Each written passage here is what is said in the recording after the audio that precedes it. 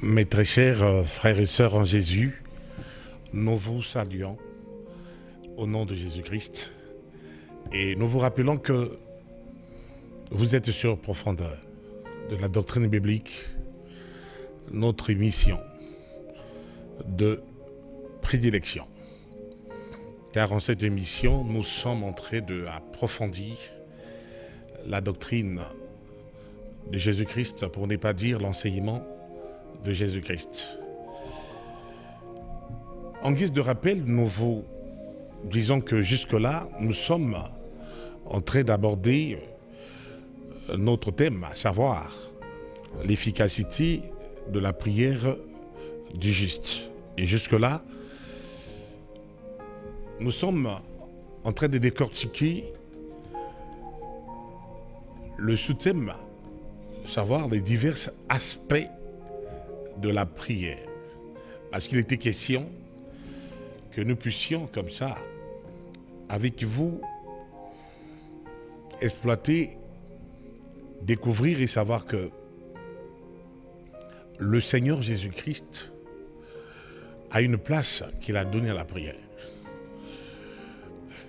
À vous rappeler que la prière pour la vie chrétienne est ce que j'appelle souvent, et ce que la parole de Dieu nous révèle, est un moyen de grâce.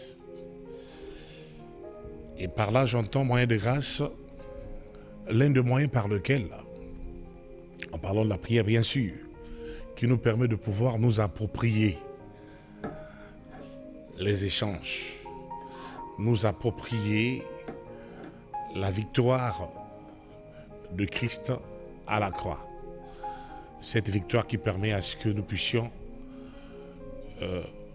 récupérer toutes les bénédictions et toute la gloire et retrouver toute la position que le Seigneur Jésus-Christ nous a octroyée à la croix. Donc, vous comprenez par là que il est vraiment de bon aloi que nous puissions approfondir encore aujourd'hui avec vous. Aujourd'hui, nous parlons de l'adoration. Comme prévu, l'adoration comme notre dernier aspect de la prière, après avoir parlé de la prière d'humiliation, la requête, après vous avoir parlé de la prière d'intercession, après vous avoir parlé de la prière de l'action de grâce. Et il nous restait cet aspect concernant l'adoration que nous devrions aborder. Alors bien aimés, prenez votre Bible comme d'habitude, votre calepin, votre stylo à bic ou votre écritoire et ensemble nous allons décoller. Et nous vous disons serrez vos ceintures parce que vous savez nous sommes en pleine visitation céleste. Parce que je vous dis que nous sommes là pas par nous-mêmes, nous sommes là pas pour nous-mêmes, mais nous sommes là envoyés par le Seigneur Jésus-Christ, par Dieu, mandatés par lui, et que si vous nous suivez avec abnégation, avec foi et avec beaucoup d'appétit, nous croyons bien que le Seigneur vous visite. Merci. L'adoration. Bien-aimés dans le Seigneur, c'est ça notre dernier aspect en ce qui concerne l'ordre dans la prière. L'adoration constitue ce que j'appelle le sommet de la prière.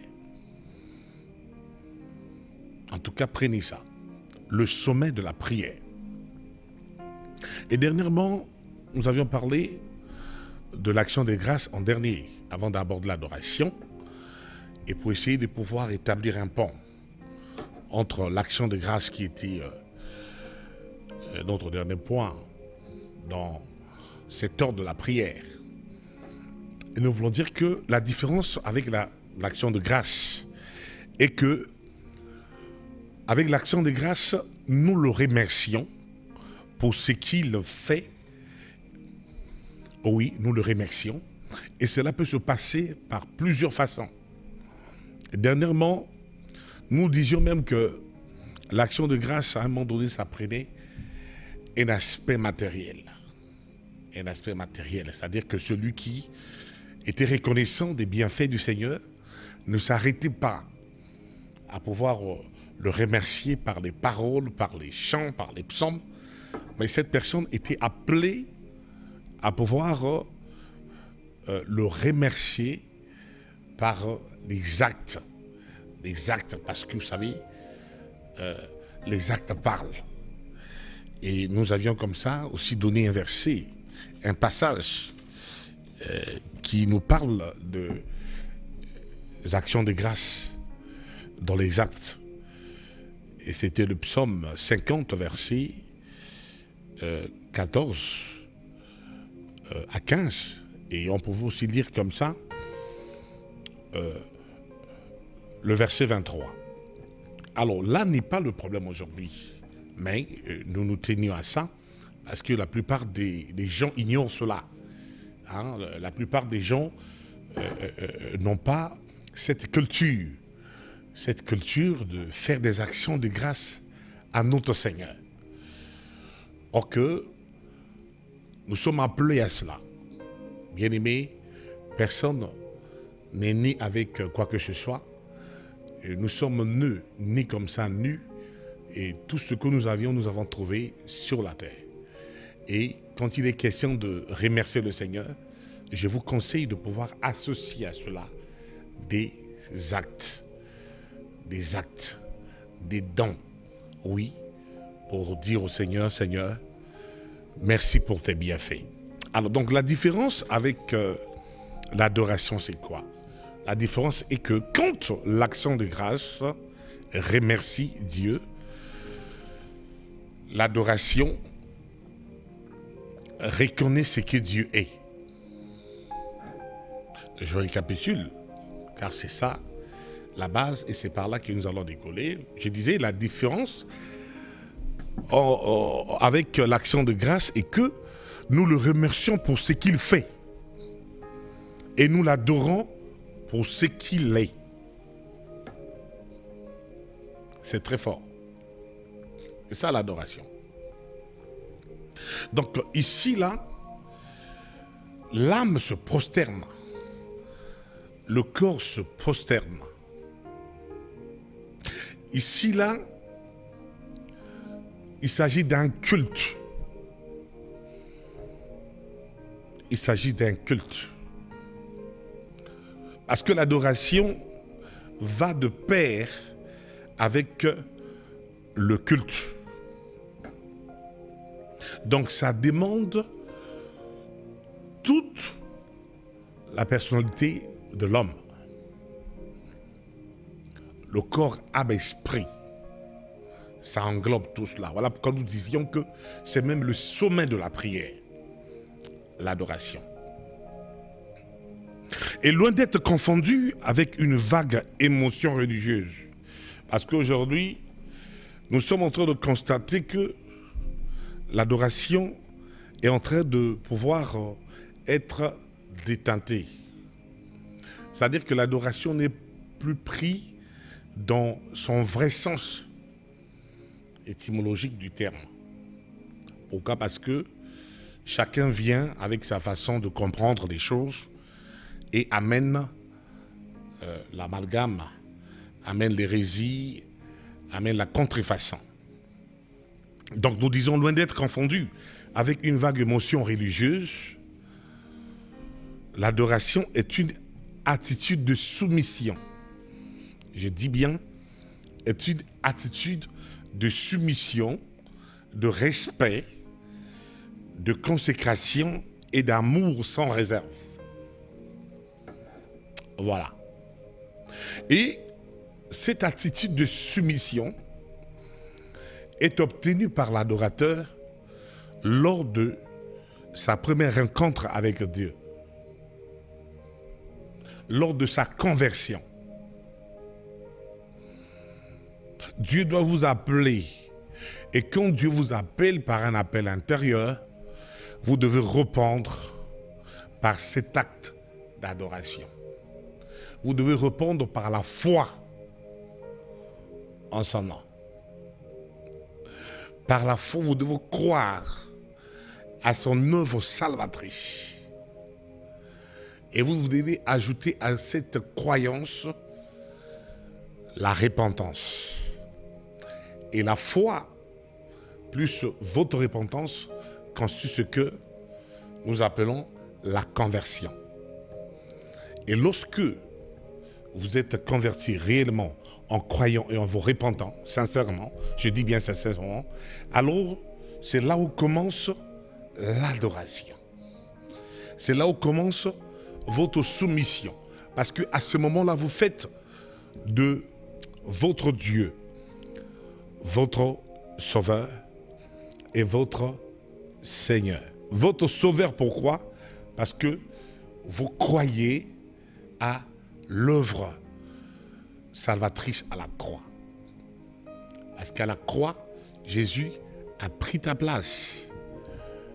À la croix, Jésus-Christ s'est humilié pour votre élévation. Il s'est appauvri pour votre richesse. Il est mort pour votre résurrection. Retenez cela. Il s'est fait malédiction pour votre bénédiction. Et ainsi de suite. Car il y a toute une panoplie de bénédictions. Donc, quand vous croyez à cette œuvre, qui est une œuvre de change, et là, il devient votre sauveur, parce qu'il vous octroie le salut à l'instant T que vous croyez. Mais vous ne devez pas vous arrêter seulement à votre croyance. Parce qu'aujourd'hui, il y a plusieurs personnes qui s'arrêtent qu'à la croyance. Tout le monde veut croire en Jésus-Christ comme sauveur. Mais vous devez associer à cette croyance de son œuvre salvatrice, vous devez associer à votre croyance la repentance qui fait de Jésus-Christ votre Seigneur. Parce que vous devez vous soumettre à lui, corps et âme, esprit, pour que il soit, à partir de ce moment-là, aussi votre maître. Alors, ne restez pas dans cette phase de faire de lui seulement votre sauveur, mais faites aussi de lui votre Seigneur, si vous me suivez ce soir. Et cela vous amènera à la soumission. Parce que quand Jésus devient votre Seigneur, cela suppose que vous devrez vous soumettre à lui. Vous devez le respecter. Vous devez vous consacrer. Et avec amour et sans réserve. Voilà là où commence l'adoration. Donc là, ce n'est pas un problème d'émotion religieuse, comme on le voit aujourd'hui. Nous insistons là-dessus. Pourquoi? Parce qu'aujourd'hui, nous voyons comment les gens ont pris une habitude de nous présenter des hommes qui deviennent des spécialistes en adoration. Il n'y a pas des hommes spécialistes en adoration. Et pourquoi des hommes spécialistes en adoration? Parce que certains croient que adorer veut dire chanter, psalmodier, louer. Non. Et on a ceux qui associent le chant à l'adoration. Bien aimé, ne simplifiez pas l'adoration par le chant. Parce que quand le chant, c'est pas une mauvaise chose, mais le chant, c'est l'une des expressions de l'adoration. Mais au commencement, l'adoration n'est pas le chant. L'adoration est une attitude. L'adoration est une vie. Donc, dès la conversion, vous devez vous consacrer. Et ça, c'est une affaire de tout le monde. Alors donc, sortez un peu dans cette confusion. et essayez un peu de pouvoir me suivre attentivement pour essayer de pouvoir bien faire les choses. Souvent nous entendons les gens dire, nous allons dimanche à l'église pour adorer Dieu. Oui, l'adoration ne se fait pas seulement dimanche. Mais l'adoration, c'est ce que je vous explique. C'est cette attitude permanente de consécration, de respect, d'obéissance, de crainte de Dieu. C'est ce qui nous pousse à dire qu'un adorateur, c'est un homme qui a compris Dieu, qui a cru en Dieu, qui connaît Dieu et qui a la connaissance de la parole et qui finit par cette connaissance se soumettre entièrement à Dieu en faisant de Dieu sa priorité. Donc, un adorateur donne à Dieu la priorité de sa vie. Et c'est ce que tout chrétien doit savoir. C'est celui-là. Un adorateur, c'est celui qui a toute sa dépendance en Dieu. C'est-à-dire qu'il ne dépend pas d'autres divinités, qui ne dépend plus de sa chair, ni de son sang, mais qui ne dépend que de Dieu. Donc retenez bien, qui prend Dieu comme sa priorité, c'est-à-dire que chez lui, tout se passe qu'en Dieu. Donc il n'y a rien de ce qui peut se passer dans l'adorateur sans pourtant que ça soit la volonté de Dieu. L'adorateur, c'est quelqu'un qui laisse sa volonté en dernier, qui devant chaque situation se pose la question de savoir est-ce que le chemin que je vais prendre, c'est de la volonté de Dieu? Est-ce que c'est un chemin qui exprime la volonté de Dieu? Si c'est non, l'adorateur n'emprunte pas ce chemin. Si c'est oui, l'adorateur emprunte ce chemin. Donc il dépend de Dieu. Pourquoi? Parce que il n'a pas d'autre Dieu que le Dieu de son appel, que le Dieu de sa profession de foi, que le Dieu de sa croyance. Il ne dépend que de Dieu. Dieu est celui en qui lui met toute sa foi, toute son assurance et toute sa croyance. Voilà l'adorateur. Voilà ce que nous exige cet aspect de prière, qui est le sommet de la prière. L'adorateur, c'est celui qui aime la parole, qui la médite jour et nuit. Ah oui, c'est ça l'adorateur. C'est celui qui aime écouter la parole. Vous savez, quand un adorateur tombe sur une chaîne comme ça, en tout cas, le signe est que il ne pourra pas laisser la parole de Dieu passer. Il restera là jusqu'à la fin parce que c'est quelqu'un qui a une passion des choses de Dieu. C'est quelqu'un qui a cette soif de la vie de Dieu, des choses de Dieu. Parce que je vais vous rappeler en passant qu'il y a des gens qui n'aiment pas Dieu. Il y a des gens qui aiment tout sauf ce qui est lié à Dieu. Et ces gens sont clairs parce que ces gens font montre du fait qu'ils ne sont pas adorateurs. Mais un adorateur, vous sentez en lui, laissez-moi vous parler avec mes mots, et qui sortent de droit de moi. Et c'est quelqu'un qui sent en lui la soif de Dieu. En tout cas, il est avide des choses de Dieu. Il aime la parole, il aime l'enseignement, l'exhortation, il aime les prédications. Voilà, c'est celui-là. C'est quelqu'un qui aime la prière. Il aime rester dans la présence de Dieu. Quand vous l'invitez à prier, c'est pas quelqu'un qui se mettra là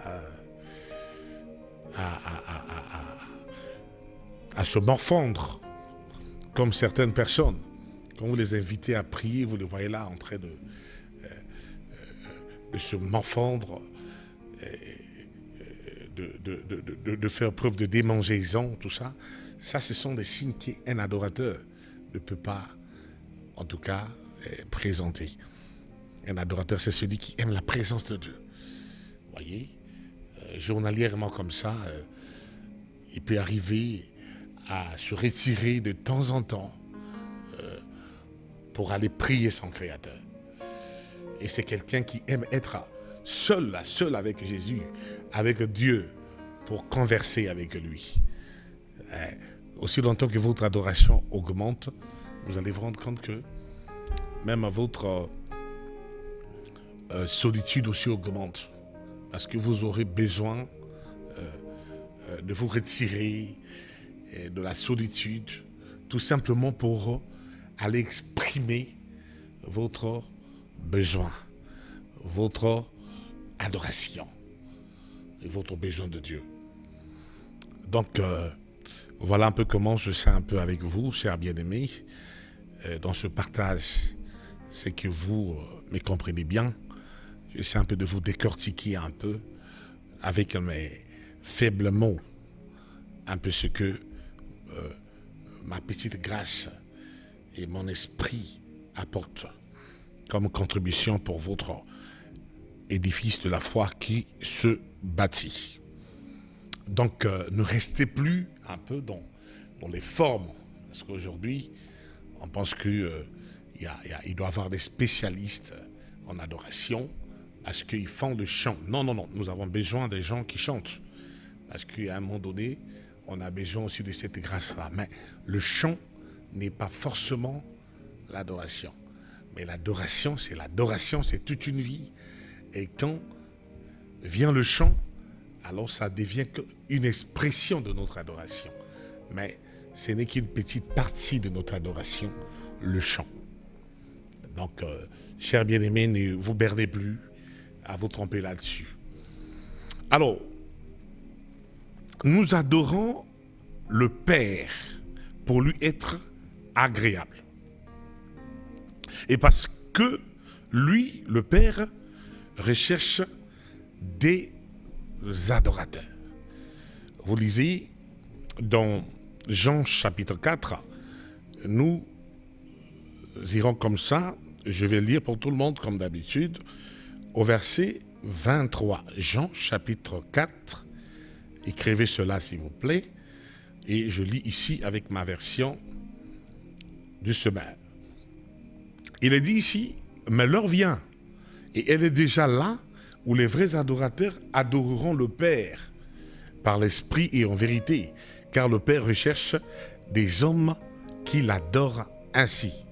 Ça, ce sont des paroles de Jésus-Christ qui attestent que l'heure est déjà venue, où les vrais adorateurs adorent par l'esprit et en vérité. On dit, le Père recherche des hommes qui l'adorent. Le Père recherche des pères qui l'adorent. Et au verset 24, il nous est dit, si nous poursuivons la lecture, que Dieu est esprit et il faut que ceux qui l'adorent en esprit et en vérité. C'était lors de l'entretien avec la femme samaritaine. Cette femme qui s'est retrouvée à côté du puits de son ancêtre Jacob, cette femme samaritaine, et qui a trouvé grâce de pouvoir rencontrer Jésus-Christ, qui lui a mené la vraie adoration. Je vous invite de lire tout le chapitre 4 de Jean, pour ceux-là qui ne sont pas imprégnés de cette histoire, pour comprendre un peu, car c'est un passage qui nous renseigne beaucoup sur l'adoration. Donc Jésus-Christ est passé par là, comme une aubaine, comme une grâce pour cette femme-là, tout simplement pour lui faire comprendre que les ancêtres que lui et qu'elle était en train d'adorer n'étaient pas dignes d'être adorés. Parce qu'il faut que nous disions ces choses, car aujourd'hui, vous voyez que bien que le Seigneur cherche les adorateurs, mais nous avons aujourd'hui un phénomène, dans le sens où les hommes, au lieu d'adorer Dieu, de se donner à Dieu pour le vénérer, pour l'adorer, pour l'exalter, pour le glorifier. Aujourd'hui, qu'est-ce que nous voyons? Les hommes sont embrouillés par la tradition, les coutumes des ancêtres. D'autres sont embrouillés par les philosophies. Vous savez, nous sommes dans un monde où il y a plusieurs courants, plusieurs idéologies qui font qu'aujourd'hui, même le nom de Dieu n'est plus, en tout cas, reconnu à sa juste valeur. Nous sommes dans un monde où, quand la Bible dit que le salut vient des Juifs, mais vous trouvez quand même certaines personnes vous faire des débats inutiles, là, des débats qui n'ont pas de fondement. Il y en a ceux-là que le diable a déjà obscurci la pensée. Pourquoi? Parce que le diable les a amenés à pouvoir douter même de l'existence de Dieu. Vous vous rendez compte, cher bien-aimé, quand un homme qui a été créé par Dieu, qui a été responsabilisé par Dieu pour gérer sa création, arrive aujourd'hui à pouvoir méconnaître son existence, en tout cas, il y a à boire et à manger. En tout cas, il y a à boire et à manger. Comment pouvez-vous nier l'existence de Dieu? Refusez de croire en Dieu, d'accord, c'est votre choix. L'enfer vous attend, mais au moins, reconnaître que Dieu existe, ça c'est vraiment la première des choses. Parce que, bien aimé, on ne peut pas se réveiller comme ça et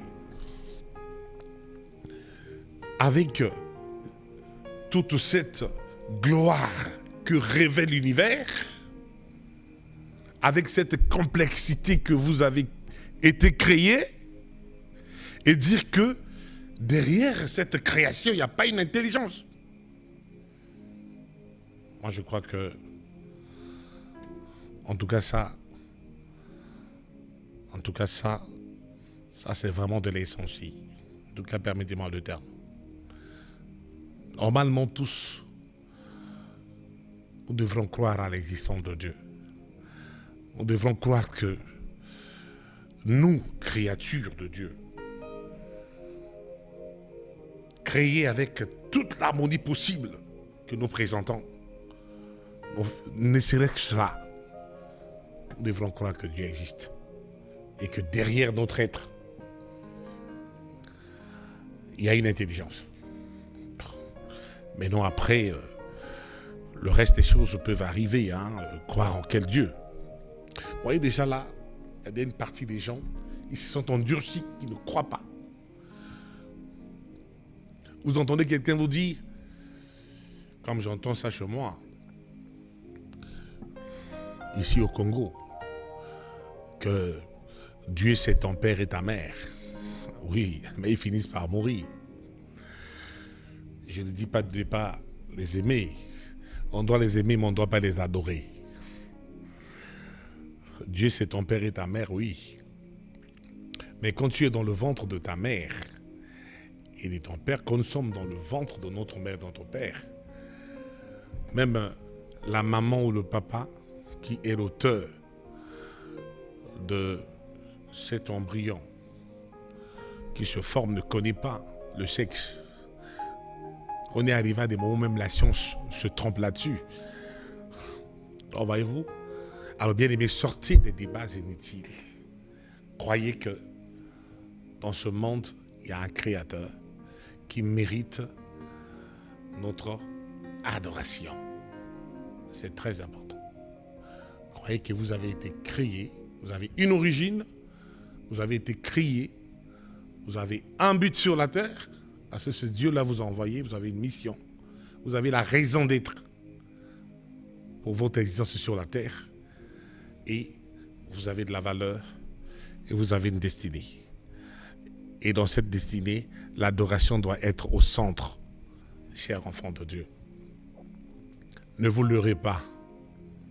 Ne vous leurrez pas. Ne vous leurrez pas. Alors aujourd'hui, il y a des courants, il y a des idéologies, il y a des philosophies aujourd'hui qui distraient les gens. Et vous savez, par rapport au petit tamis que Dieu nous a donné sur la terre, qui nous fait passer ce temps-là, au lieu d'adorer le Créateur, nombreux adorent les créatures aujourd'hui. C'est ce qui est regrettable et ce qui est aberrant. Alors vous qui me suivez, chers bien-aimés, Dieu aimerait vous faire grâce pour que si vous avez déjà cru au Seigneur, que vous puissiez approfondir votre adoration, que vous puissiez amplifier votre adoration et vous puissiez continuer dans ce sens. Et que vous qui me suivez, si vous n'avez pas encore commencé, que dès ce soir en me suivant, que vous trouvez cette joie-là, ce plaisir-là, de pouvoir vous inscrire en adorateur, car Dieu est en train de continuer à rechercher et à vous rechercher pour l'adorer avant que vous puissiez quitter cette terre. Donc Jésus a rencontré cette femme qui était dans sa tradition. Parce qu'il y a eu une discussion avec cette femme qui était en train de soutenir ses ancêtres. Je ne suis pas contre les ancêtres, car chacun de nous a une origine. Mais la Bible ne dit pas de pouvoir adorer les ancêtres. N'adorez pas les ancêtres. Et Jésus s'est vertué à faire comprendre à cette femme que ce qu'elle faisait n'était pas ce qui était juste, ce qui était normal. Jésus s'est vertué à faire comprendre à cette femme qu'elle était en porte-à-faux. Je dis bien qu'elle était en porte-à-faux en vénérant Jacob, qui était son ancêtre. Et il a mené cette femme à pouvoir comprendre son état d'âme. Son état d'âme. Son état d'âme, parce que Jésus est arrivé à montrer à cette femme sa spiritualité, ses souilles, en la faisant savoir que elle était une femme, bien qu'on adore ses ancêtres, elle n'était pas stable. Oui, c'est comme ça que vous voyez tous ces adorateurs qui adorent ce qu'ils ne connaissent pas. Si vous voyez leur état d'âme, en tout cas, c'est de n'importe quoi. C'est le péché, c'est la suire. Oui, parce qu'on ne peut pas être vrai adorateur et ne pas craindre Dieu. On ne peut pas être vrai adorateur et ne pas marcher dans la sainteté et ne pas marcher dans une relation étroite avec le Seigneur. Jésus l'a démontré. Quand Dieu l'a dit, va appeler ton mari. À la femme de dire, je n'ai pas de mari. Et Jésus dit à la femme, oui, tu dis vrai, car tu as eu 5 maris, et celui avec qui tu te trouves n'est pas ton mari. Voilà un peu l'état de cette femme-là, qui bien que venait adorer ses ancêtres, mais son état d'âme n'était pas correct. Et un adorateur de Christ est différent. Pourquoi? Parce qu'un adorateur de Christ, c'est un vrai adorateur. Ce n'est pas un faux adorateur. Parce qu'en ce temps que nous sommes, nous avons des vrais adorateurs, nous avons aussi des faux adorateurs. Et les faux adorateurs sont ceux-là qui n'adorent pas Dieu, sont ceux-là qui adorent les créatures, sont ceux-là qui adorent les anges, sont ceux-là qui adorent les saints, sont ceux-là qui adorent les statues, permettez-moi, sont ceux-là qui adorent la tradition, que sais-je encore, sont ceux-là qui sont dans l'occultisme. Voilà les faux adorateurs. Parce qu'ils le font dans toutes les sueurs possibles. Et sans agir de cette façon-là, en tout cas, c'est du n'importe quoi.